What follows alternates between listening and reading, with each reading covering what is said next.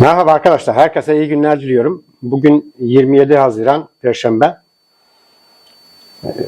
Gazetelerden derlediğim basın turumuza başlıyoruz. İyi seyirler diliyorum. İlk başlığımız Karar Gazetesi'nden ülke ocaklarını sorgulatmayız.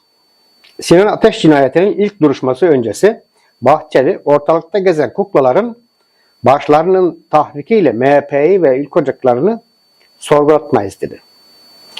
Biliyorsunuz yaklaşık 17 ay önce Ankara'da sokak ortasında öldürülen Sinan Ateş'in davası 1 Temmuz'da başlayacak. Bu açıklama bu dava öncesi davaya bakacak hakimleri etkilemek çabası gibi gözüküyor bence.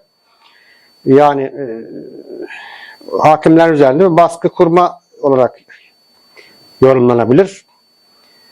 Yani birilerinin bir suçu varsa elbette yasa karşısında herkes eşit. Biz öyle biliyoruz en azından. Milyar dolar alıyor, tek kuruş vergi vermiyorlar. 2024 bütçesinden toplam 162,4 milyar lira kaynak aktarılan kamu özel işbirliği müteahhitlerinin çoğundan vergi de alınmıyor. Gelir İdaresi Başkanlığı'nın hazırladığı vergi paketinde davet usulü ihalelerle mega proje alan 37 şirketin tek kuruş vergi vermediği ortaya çıktı. Osman Gazi Köprüsü'nden Niğde Otoyolu'na, şehir hastanelerinden sarayı inşa eden müteahhide kadar vergi veren yok.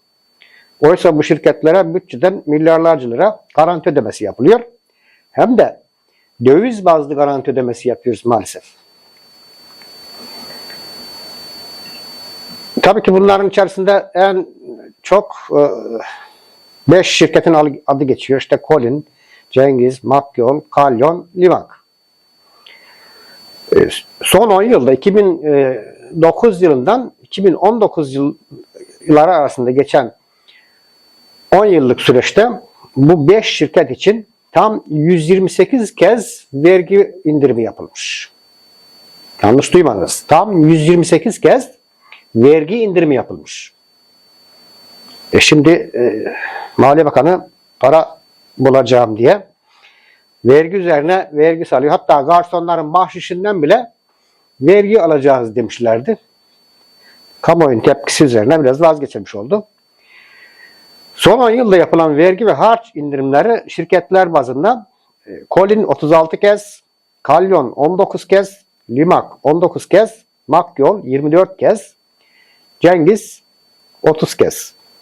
Bunların içerisinde en torpillisi Cengiz Holding'miş sanıyorum. Bu bilgi Cumhuriyet Halk Partisi Mersin Milletvekili Ali Mahir Başarı'nın Ticaret Bakanlığı'na verdiği soru önergesi sonucu ortaya çıkmış oldu. AİHM FETÖ'cüleri akladı. Türk yargısı cezayı bastı. AİHM akladı deniyor. Türk hukukuna baskı müdahalesini sürdüren AİHM 347 FETÖ hükümlüsünü daha akladı. Şimdi burada bir terslik var. Avrupa İnsan Hakları Sözleşmesi'ni biz devlet olarak imzalamışız, uymayı taahhüt etmişiz. Ve orada bir mahkeme var. Aynı delillerle yargılama yapıyorlar. Biz kabul etmişiz yani. Mafya kredisi iddianamede. Ayhan Bora Kaplan hakkındaki kara para iddianamesi Halkbank'tan mafya kredi haberimizi doğruladı. Kredilerin usulsüz olduğu belirtildi. Daha önce Halkbank'tan mafya kredi haberimize saldırıya geçilmişti diyor Bir Gün Gazetesi. Halkbank'ın Ayhan Bora Kaplan'ın kara parasını aklayan şirketlere milyonlarca lira kredi verdiği MASAK raporunda yer almıştı. Bunu anlatan haberimiz sansürlendi. Halkbank habere yalan demişti. Ayrıca Rütük Başkanı da bu habere ulaşımı engellemiş Rütük'te. Yalan haber denmişti. Şimdi kimdir yalancı diye soruluyor. Evet. CHP ile AKP arasındaki normalleşme süreci yeni bir aşamaya geldi. İttifak ortakları yeniden baş başa. Karikatürde böyle çok çarpıcı olmuş. Parmakta yüzük var. Hani o daha önce bana Allah yeter yazan yüzük sanıyorum. Tayyip Erdoğan, bizim siyasette yumuşama, normalleşme çabamız aslında muhalefeti normalleştirme çabasıdır. Şimdi biz 22 yıldan beri, hatta 23. yıla geçtik. En çok küfür, hakaret yapan muhalefet değildi. Aslında öyle bir şey yapıldığı zaman zaten hemen dava açılıyordu. Evet. Asgari ücretliye ara zam, emekliye ise refah payı yok. Çalışma Bakanı Işıkhan zordaki milyonlara kapıyı kapattı. Asgari ücreti Aralık'ta konuşuruz. Yani yeni yılda zam yapabiliriz 2025 için. 2025'te yani Aralık'ta yapılacak zam da asgari ücretlinin eline Şubat'ta geçecek. Evet. Asgariye yok ama garantiliye var. Önüne geçilemeyen hayat pahalılığı yüzünden boğaz tokluğuna yaşamaya uğraşan milyonların asgari ücrete zam talebine hükümet enflasyonla mücadeleye zarar verdiği gerekçesiyle kapıyı kapattı. Düze çıkmak için vatandaşa kemer sıktırılırken hazine garantili, yolcu garantili, hasta garantili, geçiş garantili kamu özel işbirliği projelerinden döviz bazlı ödemeler şakır şakır yapılıyor. Onlara hiçbir kısıntı yok. Harçtan beklediği 12 milyar, affettiği 300 milyar. Evet. Biliyorsunuz bir süreden beri yurt dışı çıkış harcına %1000 gibi bir zam yapılacağı söyleniyor. Astronomik bir rakam. Yani şu an 150 lira halen 150 liradan 3000 liraya çıkarılacağı söylenmişti. Yani birçok yakın ülkelere gitmek belki bilet parası o kadardır. Bilet parasına çıkış parası. Şimdi 12,5 milyar lira bekleniyormuş bu yurt dışı çıkış harcından.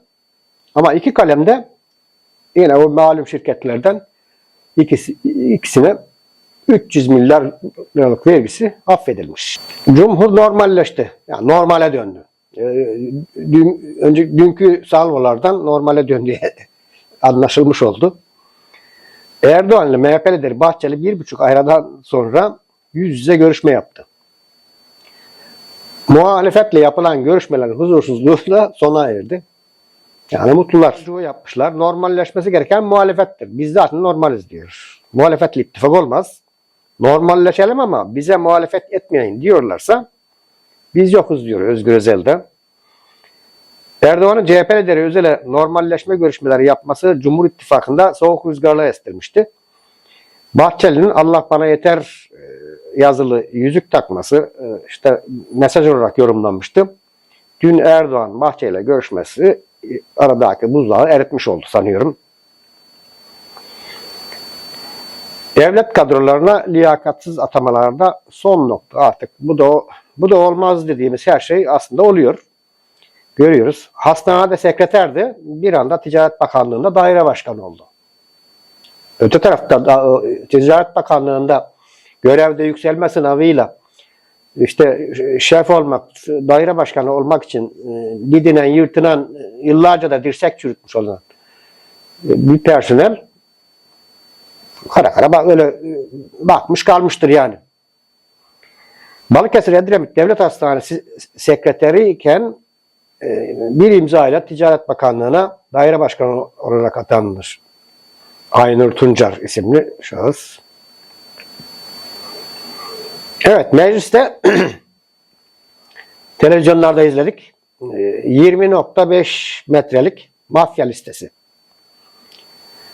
CHP'li Cevdet Akçay 6 ay önce Türkiye'de yakalanan uluslararası suç örgütleri liderlerinin 4,5 metrelik listesini rulo halinde meclise getirip açmıştı.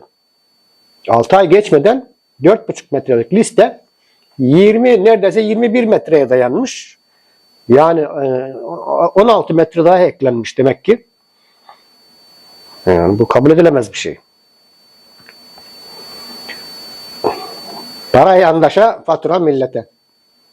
Şimdi bu başlığa bakınca bunu böyle hükümete muhalif bir gazete atmış sanılıyor. Oysa şöyle diyor: tasarruf tedbirleriyle devlet bütçesi denkleştirilmeye çalışırken CHP'li belediyelerin müsrif tutumu sebebiyle artan borçlar kamu bütçesini tehdit eder hale geldi.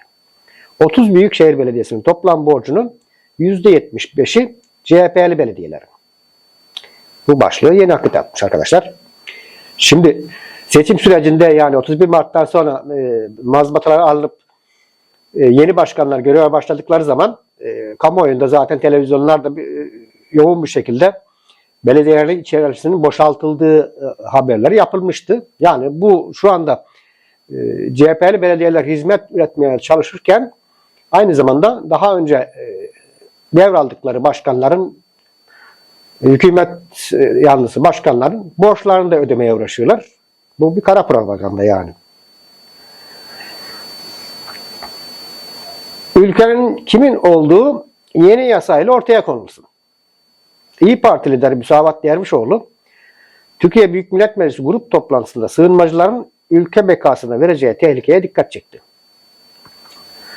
Bize yeni bir anayasadan önce anayasanın hangi millet için geçerli olduğunu belirleyen bir nüfus yasası gerekiyor. Gerçekten de şimdi herkes farklı rakam söylüyor. Ben gezdiğim yerlerde gördüğüm yabancı sayısına göre kafamca bir rakam çıkardım. Bu siyasiler 10 milyon civarında olduğunu söylüyorlar. Ben ise bu rakamın 20 milyonun üzerinde olduğu kanaatindeyim. Özellikle metropol şehirlere, büyük şehirlere, İstanbul gibi, Ankara gibi, İzmir gibi şehirlere gidildiği zaman sokaktaki yabancı sayısı belirgin şekilde ortada yani. Evet, son başlığımız Yeni Çağ'dan: Erdoğan'ın hedefi 7 yıl daha iktidarda kalabilmek. Saadet Partisi Genel Başkanı Temel Karamollaoğlu, Erdoğan'ın bir dönem daha iktidarda kalmak istediğini belirterek Cumhurbaşkanı'nın başka bir düşüncesi yok. Yeni anayasa, yeni anayasa dedikleri zaten herhalde bu, yani anayasa. Evet. İzlediğiniz için teşekkür ediyorum. Yeni bir videoda görüşmek üzere diyorum. Videoları izledikten sonra beğenmeyi, altına küçücük yorum yazmayı unutmayın. Çabanız için teşekkür ederim.